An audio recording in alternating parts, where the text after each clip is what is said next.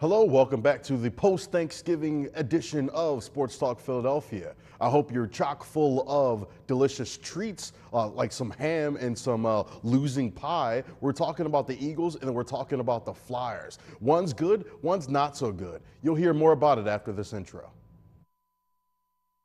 7, 6, 5, 4, 3, 2, 1. You'll never have the sacred stone. Oh, this you crazy mother.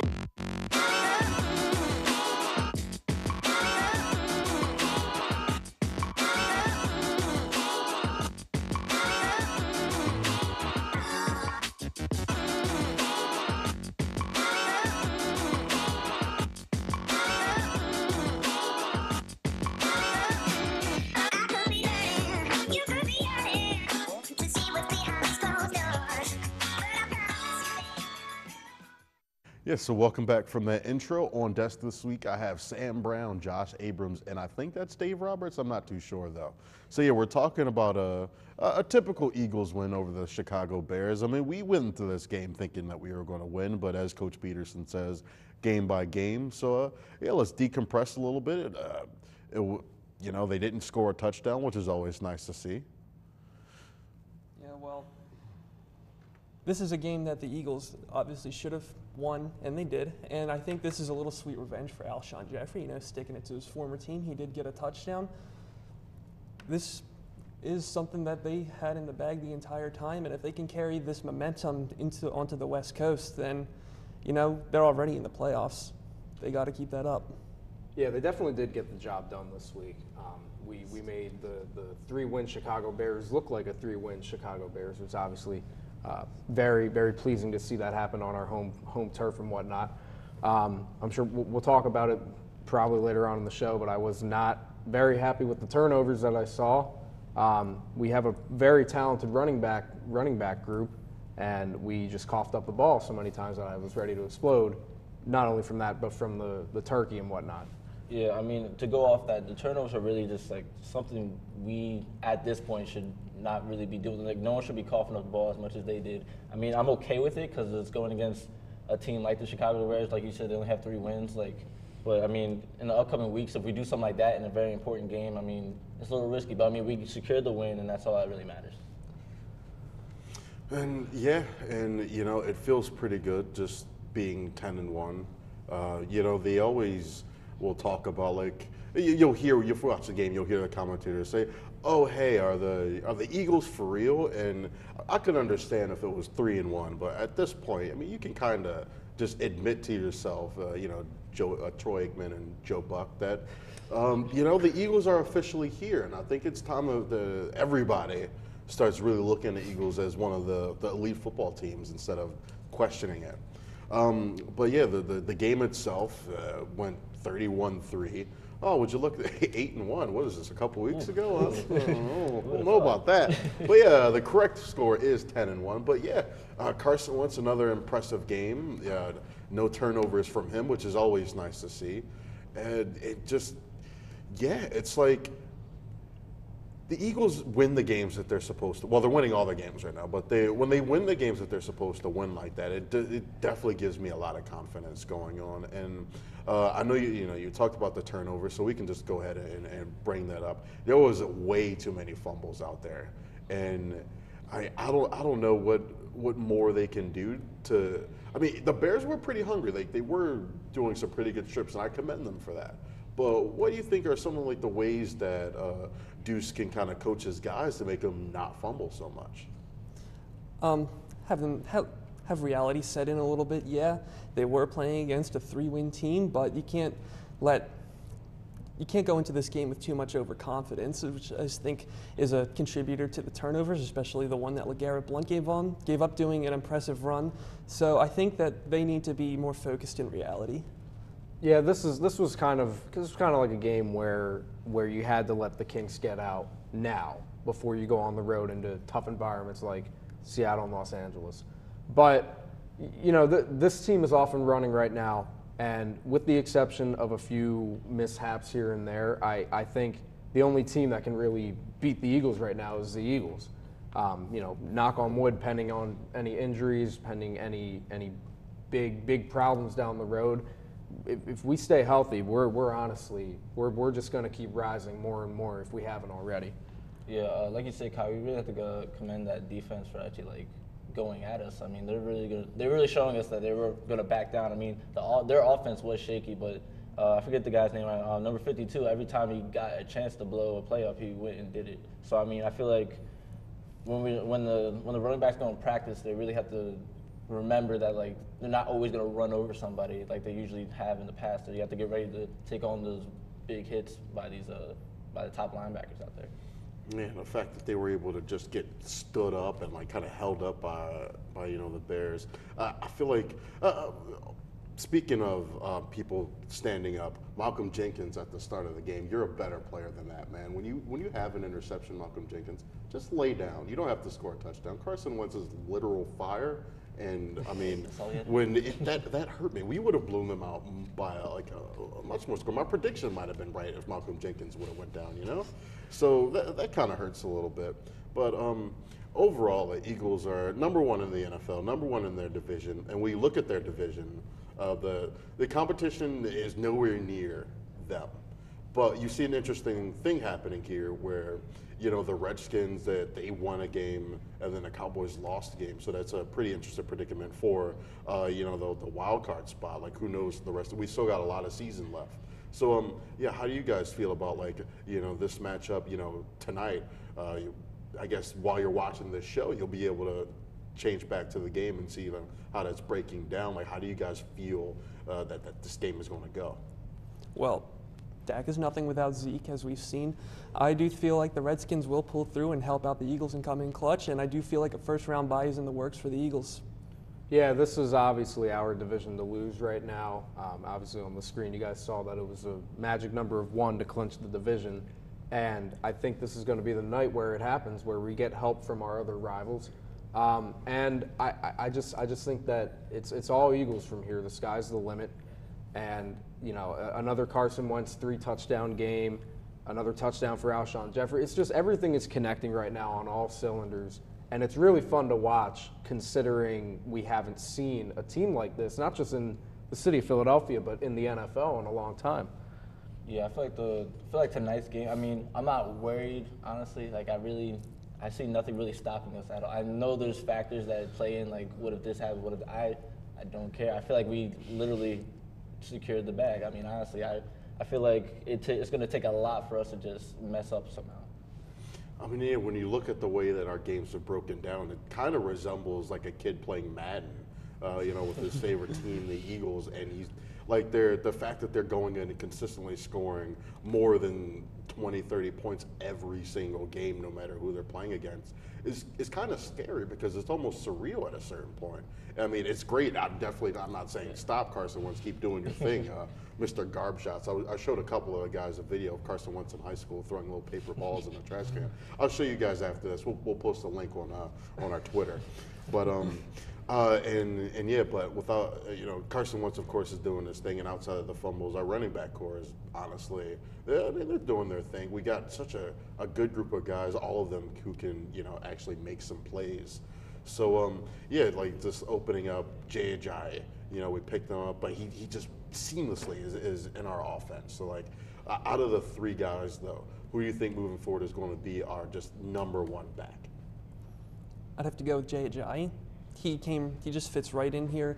Immediate impact, in his first game he had a 70-yard run, and he's always been able to find holes in the defensive line, and he's been able to pick up some lucky blocks, and he will be the running back, in my opinion, going forward from here. It's unfortunate that Wendell Smallwood is now the odd man out, but, Jay Ajayi did earn his spot on the roster. Did earn his spot going forward. Yeah, absolutely. I think the fact that he had such a great game to start off his Eagle career in a violent Dallas environment was definitely promising. And I think he's going to stay that way because I don't think I have enough trust in LeGarrette Blount to be able to produce as much as Ajayi will. Ajayi's younger. He has a better burst of speed than Blount. And I think that this is Ajayi's job to lose as the starting running back heading forward. I mean, I kind of disagree with both of you. I mean, I agree with the last thing you said. It really is Jay Ajayi's job to lose, but I feel like there's gonna be games where I feel like Jay Ajayi is not doing what he needs to do, and he might have a bad game, and it's gonna be okay because LeGarrette Blount could pick it up. Now the problem lies like, what if they both have a bad game? Then I think that's where Corey Clement comes in, and does something with something on the ground. So I mean, I don't know who the official number 1 back is as of right now, but I mean, it's gonna be a fight between Jay Ajayi and LeGarrette Blount. And, there is another name, which unfortunately, he had a season-ending injury a few weeks ago now, Darren Sproles. So where do you guys kind of figure that he'll fit in, like, when he comes back? Do you think he's just going to retire, or do you think he's still going to try maybe just focus on special teams, or does he still have a place in our offense now that we have we have 5 or 6 backs now? Yeah, it's crazy. I think that this is a time for Darren Sproles to reevaluate his career, and I think at this point right now, with the addition of Jay Ajayi and the coming up of Corey Clement, I think it's best for the Eagles if Darren Sproles, if he's ever to come back at all, for him to stay on special teams and provide that presence on punts and kick returns that he's been providing for however many years now. I think he's a great returner, and he almost reminds me of what Deshaun Jackson was able to do when he returned punts. Yeah, I mean, I want him to come back, and I think if he does come back, I kind of want him to have that veteran role and actually teach the young guys what to do when they're out there, what type of vision they should have when they're actually going through the game. So I mean, I want him to come back, and if he does come back, he should be a key part of the learning process for these young guys like Corey Clement and Kenyon Barner and Smallwood if he does come off that injury.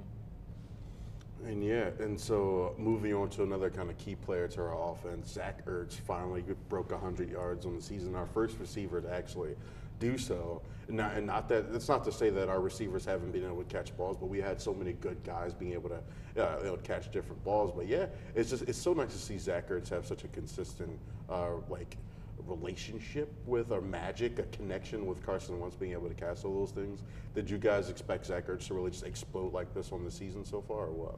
I think so. He's got a quarterback that can, like I said, Carson Wentz is a quarterback that makes his offense and his other teammates better. So this is not unexpected. And, Zach Ertz has been absolutely fantastic in the red zone. And this is something that, they've been trying to nail for quite a while now, and they've finally been able to do it.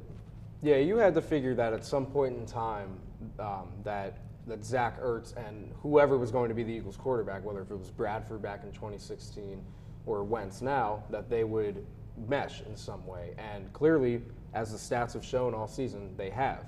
Ertz has definitely broken out of that slump that he was in last year. He obviously didn't catch as many touchdown passes as he did this year, but it's also all because of the perennial attack that we have on offense. Having Alshon Jeffrey, having now and a very improved Nelson Aguilar has been able to open up the middle of the field for Zach Ertz, which is usually where he excels.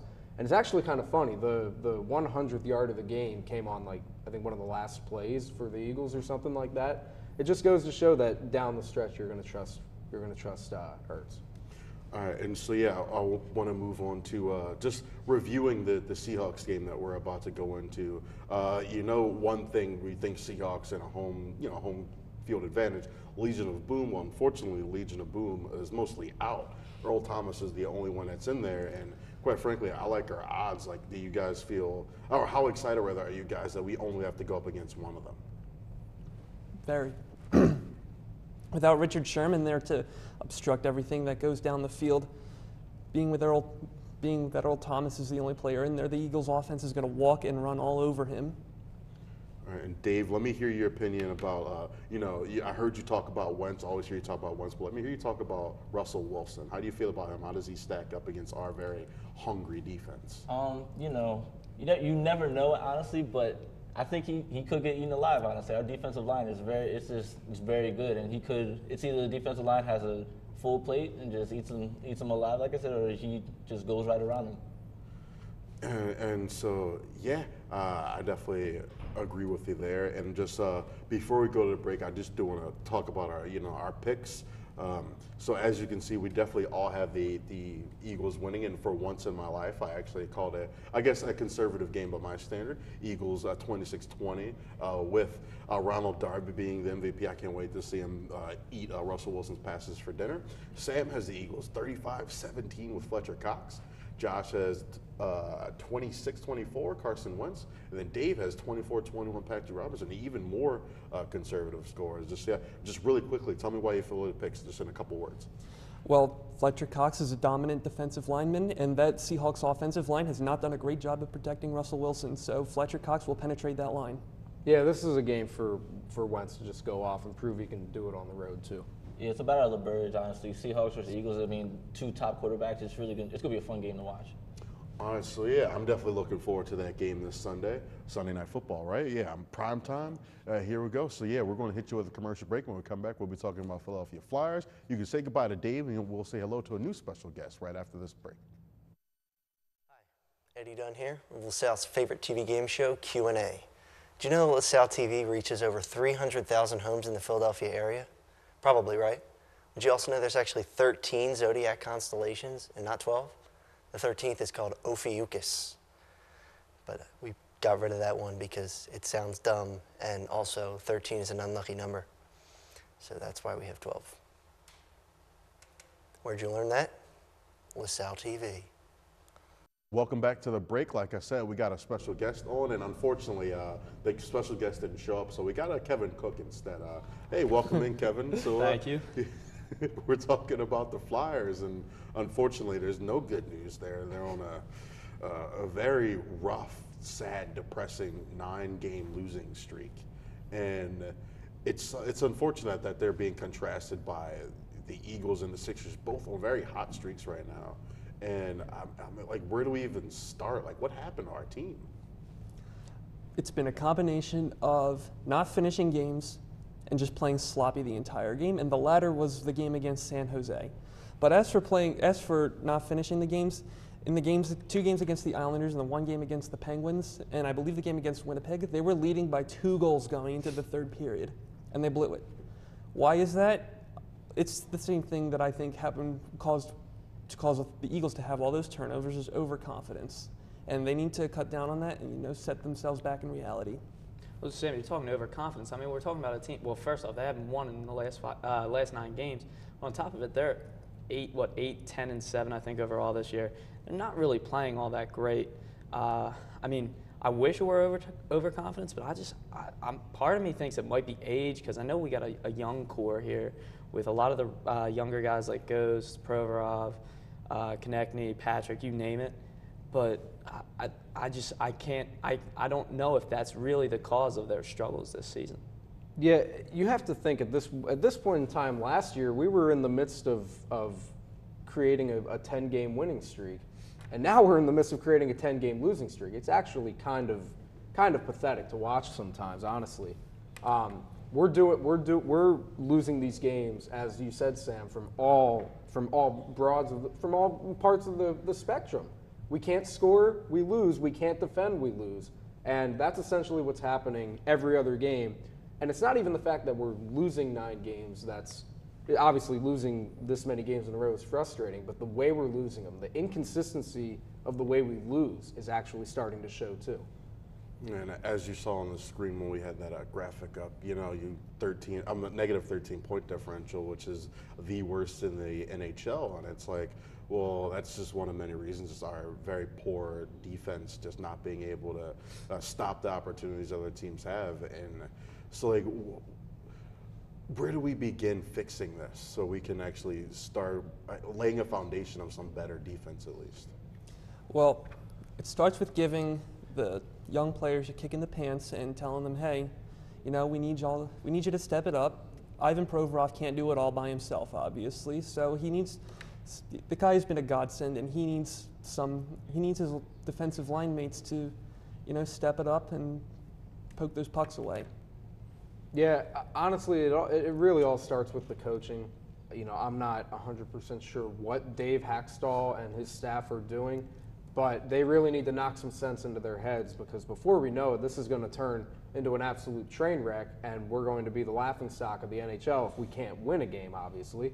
But you know, we just need 100% effort from everyone. And I think, as I always point to every time we talk about the Flyers, we need to pick a goalie. We can't keep switching back and forth when someone just starts to get hot, and then we take him out and we put Neuwirth in, for example, and he gives up 5 goals. Now, they're not necessarily his fault, but we need to get on that pretty soon. Yeah, I'm okay with sticking with the hot hand.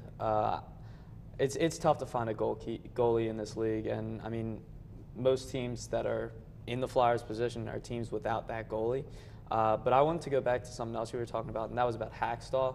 A lot of people seem to think that he may be on the hot seat, or that if the Flyers keep this up, that he's on his way out the door.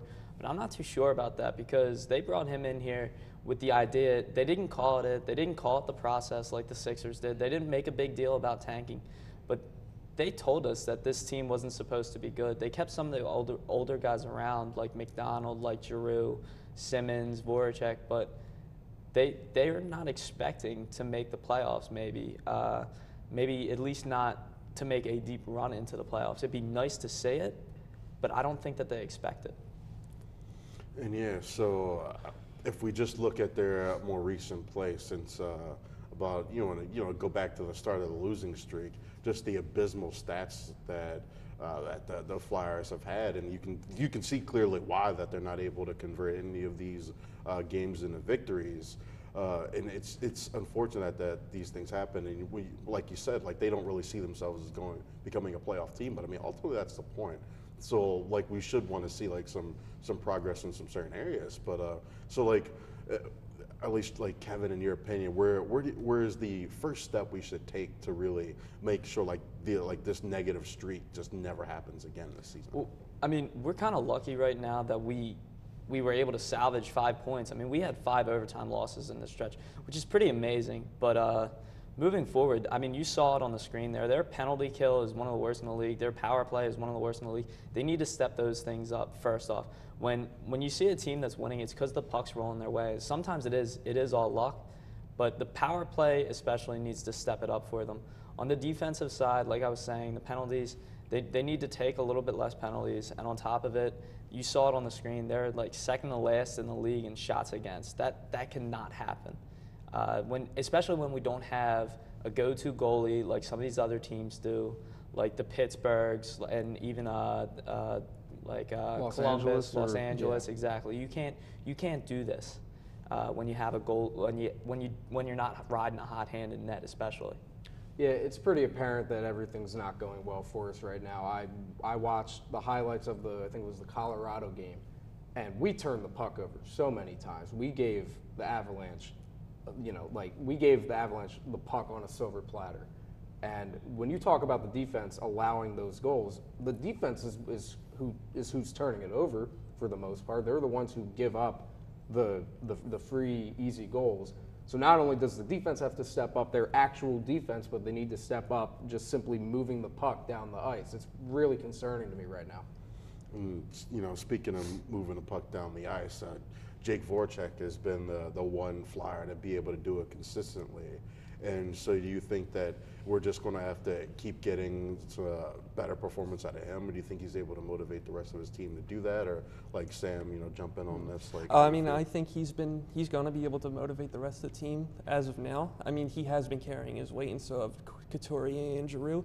But as we've been saying, it's the defense that really needs to carry their weight as well. Yeah, I mean, Voracek's been playing pretty well this season, especially when it comes to dishing out the puck. We're starting to see him get a little bit luckier on the offensive side and score, but as long as he keeps up that play, then maybe it'll start rolling their way for them. All right, so yeah, fortunately for you guys, that's it for Flyers Talk. Hopefully next time we come back with that, though, we'll have some better news for you. But yeah, now it's Fast Five, so now I get to ask you questions. And so yeah, Kevin, the first question is going to come to you. What's going to be the next record that the Sixers break? I don't know. I mean, there's a lot that they could do with Simmons and Embiid. Maybe it's just, I'll go out and I'll say that TJ puts up a triple-double or something like that. Something crazy that they're going to have a lot of triple-doubles this year. All right, and Josh, so we're past week 12 now in the NFL. Who's your favorite Eagles player so far? Well, it has to be Carson Wentz, simply because he has almost 30 touchdowns in 10, 11 games. He's my vote for unanimous MVP so far. He's obviously leading the Eagles to the best record, so I'm going to say Carson Wentz. All right, I'm definitely fine with that. Sam, so we just finished talking about the Flyers, but in your honest opinion, how much worse can it get before we get their own Sam Hinkie and start trusting the process for them? Unfortunately, I don't think it's going to be very much longer. I think the front office, let me rephrase that. I think the front office is going to stay as it is because Ron Hextall loves Dave Haxtell, and this seems to be a tandem that's going to stick around forever, or not forever, but for a while. And, you know, I don't think that they were going to do much anyway, as long as Comcast and the Ed Snyder family owns the Flyers. So I think an office shakeup might be in the works, but it's going to be a while before any big changes are made. All right, and Kevin, so rumor has it LeBron James could be wearing red, white, and blue. How does that make you feel? Elated, very elated. I'd be excited. I mean, I'm not for that, but you're entitled to your own opinion. Sam, coming back to you, how many more free throws will Ben Simmons have to shoot in this season? Well, if he continues to have thrown his free throws the way that he threw them against Washington last night, I think that teams will be employing the same strategy that the Wizards did last night. And if you're looking for a number, I don't know, maybe be shooting 25 plus a game. Oh man, that's definitely. I'm not looking forward to that. Watching the end of that game sucks. But yeah, so that's it for Sports Talk Philadelphia. For everybody on the show, for Sam, Josh, Kevin, and Dave, and myself, of course. And I never thank these guys every week, but everybody in the back, we couldn't do this without everybody on this show. Follow us on Sports Talk LTV. You can watch all of our predictions and just follow us and give us some support.